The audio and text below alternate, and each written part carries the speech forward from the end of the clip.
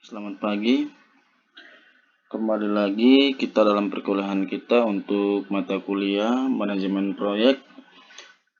Untuk pertemuan yang kedua, saya akan melanjutkan dari pertemuan minggu lalu. Ya, kemarin minggu lalu kita sudah sampai ke gambaran umum tentang penyelenggaraan proyek. Lanjut ke yang namanya manajemen. Jadi, manajemen adalah proses penggunaan sumber daya secara efektif untuk mencapai sasaran atau dapat dimengerti sebagai pejabat pimpinan yang bertanggung jawab atas jalannya sebuah perusahaan atau organisasi. Jadi, manajemen itu adalah pengelolaan dari suatu sumber daya secara efektif untuk kita mencapai tujuan kita. Sehingga dari sumber daya yang ada dapat kita olah menjadi sebuah tujuan atau sebuah hasil yang kita dapatkan dari proses yang ada di dalam manajemen tersebut. Jadi bagaimana kita akan mencapai yang namanya tepat biaya, tepat waktu, dan tepat mutu. Jadi dengan bagaimana kita melakukan mengelola manajemen ini sehingga dalam biaya yang kita capai untuk kegiatan kita itu sesuai dengan yang telah ditetapkan, dan ada juga tepat waktu, namanya time schedule. Ada namanya time schedule. Jadi time schedule itu adalah rencana kita untuk mengelola pekerjaan ini berapa lama. Jadi rencana kita misalnya 1 bulan, kita bagaimana mengelolanya sehingga benar-benar dalam 1 bulan itu kita dapat menyelesaikan pekerjaan tersebut dengan tepat mutu. Tepat mutu berarti spesifikasi yang telah diberikan kepada kita atau mutu yang harus kita capai itu kita laksanakan sesuai dengan spek yang ada. Jadi misalnya kita gunakan misalnya untuk pengecoran menggunakan misalnya besi 12 dan besi 16. Nah, itu besi yang kita gunakan harus besi 16 dan besi 12. Untuk tulangan tumpuannya besi 16, tulangan baginya misalnya besi 12. Nah, di situ kita harus menggunakannya itu dengan betul. Nah, setelah itu untuk betonnya kita misalnya menggunakan K250. Nah, itu bagaimana kita menjaga untuk campuran dari beton tersebut untuk mencapai K250 tersebut. Biasanya kan ada yang namanya desain awal. Desain awal itu memperlihatkan bagaimana kebutuhan yang akan harus kita buat sehingga mencapai mutu tersebut. Nah, itu sebagai dasar acuan kita biasanya dalam pekerjaannya. Selanjutnya ada pengertian dasar menggambarkan bahwa untuk mencapai tujuan atau suatu yang telah ditetapkan tidak dapat dilakukan oleh seorang pemimpin sendiri, melainkan membutuhkan sumber daya. Jadi satu orang saja itu tidak mungkin dapat bekerja sendiri. Dia bagaimana membutuhkan yang namanya sumber daya lain atau individu lain untuk membantunya. Jadi pengertian tersebut mengungkapkan bahwa sumber daya yang digunakan adalah tenaga kerja, waktu, dan sumber-sumber lain. Ada material, peralatan yang mencangkup dan berdampak pengeluaran biaya uang. Jadi sumber daya seperti tenaga kerja, waktu, sumber-sumber lain seperti material dan peralatan itu semua membutuhkan yang namanya uang. Nah, di sini kita mengelola sumber daya ini sama juga dengan kita mengelola uang kita. Jadi, kalau semakin baik kita mengelola manajemen kita untuk tenaga kerja, waktu, dan sumber lain untuk material, peralatan, otomatis biaya yang dikeluarkan juga lebih ekonomis, tapi tidak mengurangi yang namanya mutu dan waktu. Oke, kita lanjut. Nah, ini konsepnya seperti ini. Ada input, proses transformasi, dan output. Itu dinamakan kan kendali. Jadi input adalah sumber daya yang digunakan terdiri dari tenaga kerja, material, peralatan, dan uang. Jadi itu input yang seperti gambar sebelum, atau input ada di bagian yang paling awal. Di bagian paling awal sini itu adalah sumber daya yang digunakan terdiri dari tenaga kerja tadi, material, peralatan. Jadi input adalah semua sumber daya yang kita gunakan dalam kegiatan proyek kita atau kegiatan konstruksi kita. Proses transformasi adalah rangkaian kegiatan untuk menggunakan sumber daya yang dilakukan dengan cara setepat-tepatnya. Jadi proses transformasi itu adalah pelaksanaan kita atau pekerjaan kita di lapangan yang kita menggunakan sumber daya yang tadi, dengan menggunakan sumber daya yang tadi. Jadi kita gunakan sumber daya itu secara tepat dan benar, sehingga ketika kita mengelolanya dengan baik, dengan tepat, otomatis BMW atau biaya mutu dan waktu akan tercapai. Selanjutnya, output adalah tujuan perusahaan atau organisasi yang telah ditetapkan. Jadi output itu yang tadi saya sudah bilang adalah tujuan kita atau hasil akhir dari kegiatan kita. Jadi sebelum melaksanakan kegiatan, kita membuat yang namanya rencana kegiatan. Di situ bagaimana spesifikasi yang akan kita dapatkan atau hasil akhir yang akan kita dapatkan dengan sumber daya yang kita miliki. Ya, itu sumber daya itu dikelola dengan baik sehingga kita memperoleh hasil yang baik. Kendali dilakukan oleh seorang pemimpin melalui cara-cara pemikiran yang ilmiah maupun praktis. Jadi kendali itu dilakukan oleh seorang pemimpin ya. Jadi atau seorang pimpinan atau biasanya kalau kita di lapangan ada direkturnya itu mengendalikannya bagaimana sehingga dia dapat melakukan kontrol terhadap kegiatan yang ada di lapangan. Nah, itu tidak mungkin dia melakukannya sendiri, kan tidak mungkin dia tiap hari turun ke lapangan mengontrol. Tapi dia memiliki sumber daya lain seperti anak buah atau orang-orang yang ditetapkan atau ditempatkan di lapangan sehingga dapat melihat bagaimana kegiatan itu berjalan. Ketika ada kejanggalan, dilaporkan ke dia bagaimana dia berpikir untuk merubah cara kerja yang salah atau cara kerja yang kurang benar sehingga bisa memperbaiki kinerja dan memperbaiki hasil yang akan didapatkan melalui proses yang benar. Ketika prosesnya benar, otomatis pekerjaan juga atau tujuannya juga akan dicapai dengan baik. Tapi ketika prosesnya salah, prosesnya tidak benar, otomatis tujuan yang dicapainya pun akan kurang baik. Oke, seperti itu. Kita lanjut. Nah, ini ada satuan pengukuran. Nah, ini saya harap teman-teman mesti sudah mengerti dalam volume dari dalam pekerjaan manajemen proyek atau biasanya dalam RAP juga ya. Itu ada yang namanya satuan-satuan pengukuran, satuan yang kita pakai. Misalnya panjang digunakan meter, luas digunakan meter persegi. Jadi, teman-teman, saya harap sudah pahami ini dan mengerti ini ya. Jadi, ketika misalnya teman-teman hitung misalnya kapan digunakan meter panjang, ada yang luas meter kubik, luas meter kubik dan meter persegi, maaf, isi padat atau volume meter kubik, volume isi cair itu biasanya liter, berat kilogram atau ton, waktu jam atau hari. Jadi kapan kalian gunakan meter panjang, meter kubik dan meter persegi itu perhitungan contoh seperti apa? Contoh, kalau kita gunakan hitungan, misalnya kalau kita gunakan atap, perhitungan atap. Misalnya kita hitungan sengnya. Seng. Biasanya kita gunakan yang namanya meter persegi. Kenapa kita gunakan meter persegi? Karena tebalnya kita anggap telah sama. Kan tebal seng itu kan sama semua. Jadi tidak diperhitungkan. Yang diperhitungkan adalah lebar dan panjangnya. Jadi kita gunakan meter persegi. Nah, kapan kita gunakan meter kubik? Contoh meter kubik itu biasanya kita gunakan contoh kepada misalnya pada pengecoran. Pengecoran itu dia punya tebal, memang kadang-kadang ada yang sama, ada yang berbeda. Tapi biasanya walaupun tebalnya sama, tapi tebalnya itu signifikan. Dia tebalnya itu bisa, contohnya tebalnya bisa 20 cm. Ini pada balok misalnya. Tebalnya 20 cm, lebarnya 10 cm. Lebarnya 15 cm. Atau dengan panjang 10 meter. Nah, itu kan mempunyai 3 bagian yang dikalikan. Panjang, tebal, ini panjang, dan lebarnya.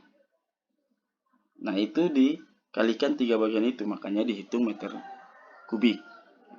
Jadi, ketika hanya 2 bagian yang dikalikan, kita gunakan meter persegi. Ketika 3 bagian dikalikan, itu kita gunakan meter kubik. Panjang juga begitu. Panjang biasanya kita gunakan pada misalnya list plank di atap hubungan, itu kita biasa gunakan seng, licin, itu biasanya kita gunakan itu. Kita hitung pakai meter lari atau meter panjang saja, karena untuk lebar dan tebalnya kan itu selalu sama dari ujung ke ujung. Jadi kita biasanya gunakan meter panjang saja. Oke, seperti itu. Nah, untuk berat ini biasanya kita gunakan di mana? Biasanya berat itu kita gunakan dalam besi, perhitungan besi. Jadi perhitungan besi itu tidak kalau dalam volume pembayaran dalam konstruksi itu tidak gunakan pembayaran satu batang atau misalnya satu staff yang bisa kita beli di toko seperti itu, tapi tidak, kita gunakan per kilogram. Jadi kilogram yang kita bayar itu adalah ketika misalnya besi panjang 12 meter, satu staff biasanya, itu kita kalikan lagi dengan berat jenisnya dari besi tersebut, sehingga kita dapat beratnya dan itu yang terbayar. Berat juga biasanya untuk aspal itu, atau misal campuran beraspal itu pembayarannya juga menggunakan yang namanya ton, dan itu semuanya dikalikan dengan berat jenis masing-masing campuran beraspal tersebut. Waktu hari biasanya kita gunakan dalam time schedule penggunaan itu. Jadi satuan-satuan ini yang selalu kita gunakan. Mungkin ada satuan-satuan lain nanti yang misalnya LS. LS itu biasanya kita gunakan ketika misalnya untuk namanya mobilisasi. Itu biasanya LS itu volumenya dihitung 1. Jadi tidak ada volume lain, tidak ada volume perhitungan yang dapat kita gunakan ketika menggunakan LS. Jadi LS itu hitungannya selalu 1. Itu lamsam biasanya ya. Oke, lanjut. Nah, ini konversi panjang berat isi. Tadi yang saya sudah bilang, untuk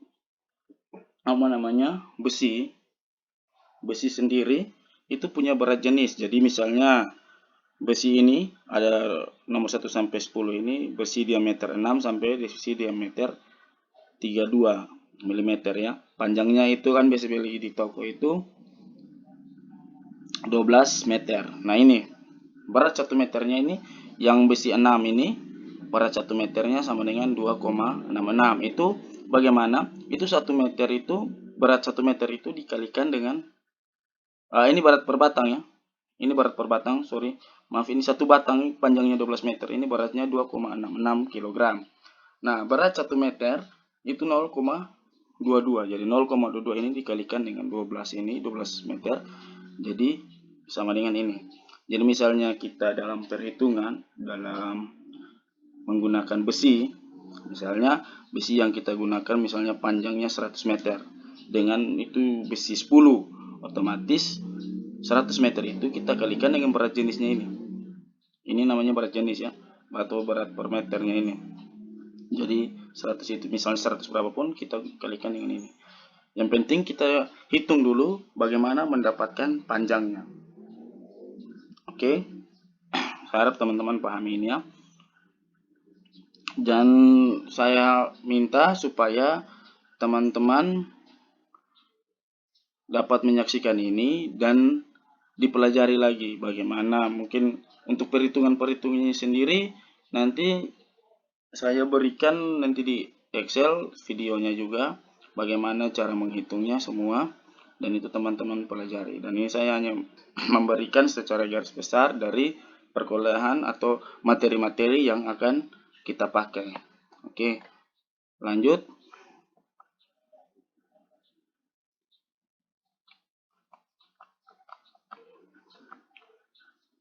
Nah, ini berat volume atau BJ juga dari baja batu. Jadi ini per kilogram dalam 1 meter kubik. Berat dari material-material ini berat dari material-material ini dalam 1 meter kubik. Jadi ini ketika kita biasanya volume itu kan ada yang dalam meter kubik, ada yang dikonversi ke dalam berat. Ketika kita sudah dapat berapa meter kubik baja yang ada, itu beratnya kita bisa konversi. Kita kalikan dengan angka-angka tersebut, angka-angka ini. Misalnya berat misalnya baja, misalnya kita menggunakan baja 3 meter kubik. Jadi 3 meter kubik misalnya diminta pembayarannya dalam kilogram, dalam berat. Sedangkan kita punya dalam meter kubik, volume yang kita punya dalam meter kubik atau kuantitas yang kita punya dalam meter kubik.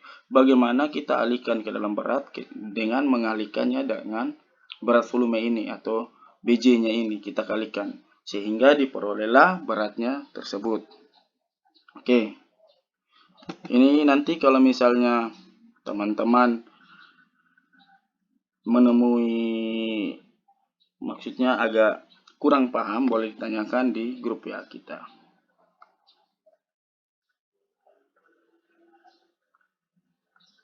Nah ini ini adalah rumus. Ini kelas 5 SD juga sudah dapat ya, sudah tahu ya. Saya rasa teman-teman harus paham ini. Ketika teman-teman menghitung yang namanya volume, ini rumus dasarnya. Misalnya volume kalau panjang kali lebar untuk persegi atau untuk bujur sangkar atau segitiga, itu teman-teman sudah tahu rumusnya seperti apa. Ketika bangunan, misalnya saya suruh hitung atap, bagaimana corong hitung volume atap, hitungan sengnya, berapa luasannya. Teman-teman sudah harus bisa membuat itu, mengetahui itu caranya bagaimana. Jadi misalnya kan di atap itu kita hanya cari luasan. Nah, luasan itu bagaimana cara kita dapat. Jadi namanya hitung volume meter kubik pun tetap yang pertama kita cari adalah luasannya. Contoh misalnya rabat di bahu jalan, kita punya lebarnya 10 cm, lebarnya 1 meter, lebarnya 1 meter, tebalnya 10 cm, dan panjangnya misalnya 10 meter. Nah itu otomatis yang kita cari luasannya duluan, tebal dan lebarnya, itu yang kita kalikan. Setelah itu baru kita kalikan dengan panjang untuk mendapatkan volumenya. Nah itu kalau meter kubik. Jadi volume dasar hitung kuantitas atau volume yang ada di dalam mata pembayaran, misalnya di RAP, teman-teman juga pakai pasti rumus ini. Dan ini saya harap sudah menjadi, misalnya kalau teman-teman di dalam dunia kerja, ini rumus ini sudah menjadi suatu bagian yang harus teman-teman selalu ingat, atau teman-teman akan selalu, karena teman-teman akan selalu pakai. Nah, jadi misalnya kalau teman-teman tidak paham ini, tidak bisa untuk menghitung yang namanya volume yang diberikan oleh, misalnya apalagi kalau misalnya volume yang diberikan itu nanti dalam kilogram, sedangkan yang di lapangan yang teman-teman mau hitung itu dalam meter kubik. Nanti itu teman-teman mesti tahu bagaimana mencari BJ-nya. Paham ya? Jadi untuk perhitungan-perhitungan, contohnya seperti perhitungan aspal, itu kan berat jenis aspal atau kebutuhan aspal di lapangan biasanya itu kan dalam ton, dalam hitungan berat dalam ton. Tapi yang terpasang di lapangan, misalnya kita pengukuran menghitung volume di lapangan, aspal itu kan dia punya tebal, dia punya lebar, dan punya panjang. Kalau kita kalikan semua panjang, tebal, dan lebar, kita kalikan, otomatis kita dapat meter kubik, ya kan?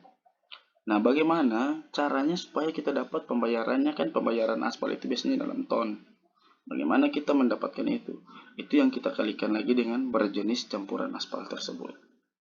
Nah, ini teman-teman paham ya. Saya rasa kalau ini mungkin teman-teman sudah pernah pelajari dari kelas 5 SD, pasti sudah dapat. Oke. Nah, ada yang selanjutnya, ada yang namanya hari atau hari kerja efektif. Apa itu hari kerja efektif? Jadi hari kerja efektif itu hari di mana benar-benar proyek itu berjalan atau proyek itu kita kerjakan. Jadi misalnya proyek itu kita kerjakan dalam waktu 180 hari kalender atau 6 bulan. Jadi misalnya kita dapat harinya seperti itu. Harinya kan 180 hari. Jadi jangan berpikir bahwa 180 hari itu kita benar-benar bekerja selama 180 hari. Tidak. Tapi kita ada hari yang benar-benar efektif kita kerja. Jadi misalnya dari 180 hari itu, misalkan hari Minggu, apalagi di kita di NTT, hari Minggu itu kita tidak bekerja. Lanjut ada hari libur nasional biasanya, hari-hari libur, hari besar, tanggal merah, itu pun tidak bekerja. Lanjut ada yang namanya hari hujan. Ini estimasi dari kita sendiri biasanya. Ini saya kasih contoh di sini 6 hari. Estimasi dari kita atau dari kita sebagai misalnya kita menempatkan diri sebagai kontraktor di sini, 6 hari itu kita tidak bekerja karena hujan. Itu estimasi atau pemikiran dari kita bahwa 6 hari itu hujan. Tapi kalau hari tetap misalnya hari Minggu, itu hari yang pasti sudah ada dalam kalender. Dan itu kita otomatis tidak bekerja, hari libur juga. Jadi jumlah hari kita tidak bekerja itu sebanyak 35 hari. Ini contohnya di sini. Jadi hari kerja efektif itu hanya 145 hari. Jadi kita memikirkan bagaimana caranya sehingga kita memaksimalkan 145 hari ini dengan bekerja secara baik sehingga memenuhi target waktu dari 180 hari ini. Karena sudah sebelum kita bekerja saja 35 hari ini sudah tidak mungkin kita bekerja. Oke, kalau kita bekerja ada yang namanya hari kerja lembur. Tapi ketika orang mau bekerja lembur, pembayarannya biasanya 2 kali dari pembayaran normal. Nah, kira-kira seperti itu. Jadi teman-teman, kalau disusun ya diminta untuk menyusun time schedule atau penjadwalan pekerjaan, teman-teman harus memikirkan hari-hari libur ini. Tidak mungkin teman-teman memaksakan orang bekerja ketika hari libur. Walaupun bisa, itu pasti teman-teman punya yang namanya pembayaran lebih ketika orang bekerja pada hari libur. Beda pembayaran ketika hari normal dan hari libur. Oke, kita lanjut. Dari hari, kita punya yang namanya jam kerja efektif. Jadi, jam kerja efektif itu dimana juga benar-benar kita bekerja dalam satu hari. Satu hari itu kita punya 24 jam. Jadi misalnya kita bekerja itu dalam satu hari tidak mungkin dalam 24 jam. Karena namanya manusia, tenaga manusia itu punya waktu untuk beristirahat. Jadi misalnya kalau dalam 24 jam tidak mungkin kalau misalnya kerja, teman-teman disuruh menghitung hari kerja, tidak mungkin teman-teman gunakan satu hari 24 jam. Karena 24 jam tidak mungkin orang kerja dari pagi ketemu pagi, tapi dia punya waktu untuk istirahat. Misalnya orang bekerja normal itu dari jam 8 sampai jam 5. Itu waktu kerjanya dihitung itu 9 jam ya. Dia 9 jam. Tapi kan ada waktu untuk kita makan, ada waktu lain-lain istirahat sebentar. Nah itu diestimasikan untuk istirahat dan keperluan pribadi itu selama 1 jam. Dan istirahat 1 jam, keperluan pribadi 1 jam. Jadi 2 jam itu kita pakai tidak terpakai sehingga jam kerja yang efektif itu selama 7 jam. Jadi satu hari itu kita benar-benar bekerja itu hanya dalam 7 jam. Jadi biasanya orang benar-benar bekerja atau tenaga kerja itu bekerja secara efektif itu selama 7 jam. Oke. Mungkin untuk hari ini sampai di sini dan saya harap teman-teman dapat mempelajari ini semua. Dan kalau misalnya ada yang kurang dipahami silahkan bertanya di dalam grup WA yang sudah tersedia. Terima kasih, selamat pagi, kita bertemu lagi minggu depan.